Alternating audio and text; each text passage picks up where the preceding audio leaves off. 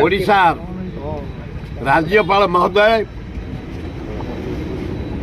मुख्य शासन सचिव प्रदीप जेना महोदय कर्ता हिसाब से देश को एना शासन दायित्व आपण मान हाथ में इलेक्शन कमिशन एना मुख्यमंत्री मंत्री क्या हाथ में किसी पावर देनी लागू हम वो कहीदे चाहे हे गवर्नर है चीफ सेक्रेटरी गवर्नर भद्र लोक चीफ सेक्रेटरी भद्र लोक कलम कड़ा हुआ ये जो खरा ये जो गरम पोखरी रे पानी नहीं गाँ गंडा जो सहर ट्यूबवेल रे पानी नहीं लेबुल रे पानी नहीं केनाल रे पानी नहीं नाल रे पानी नहीं नदी रे पानी नहीं तुरंत आग नदी रे पानी छाड़े ना कूह रे पानी ट्यूबवेल रे पानी नाले रे पानी लोक बंची जीवे हाहाकार मेयर महोदय कमिशनर म्युनिसिपालिटी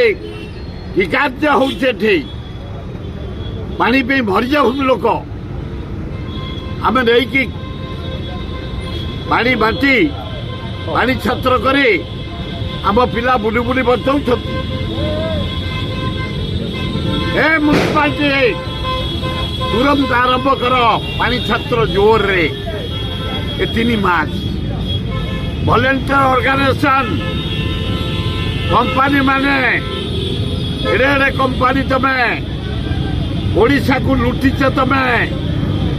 सबू छकरे पानी पाइबा गरीब लोक केतोड़े गाँ आडप्ट कर केतोड़े जिला आडप्ट कर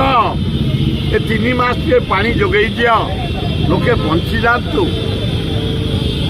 समुदा मरड़ी 13 जन खरारे छटपटे मरड़ी 13 जन तेणु हे राज्यपाल हे चीफ सेक्रेटरी सब वॉलंटियर ऑर्गेनाइजेशन कहतु कंपनी की कहतु प्रत्येक म्युनिसिपालिटी कॉर्पोरेशन कहतु सोशल ऑर्गेनाइजेशन कहतु लोक को पानी जगातु लोके बंचतु ये 3 मास निहाती कमरे समस्त सहयोग करने मीडिया जरिया मुझे निवेदन कर।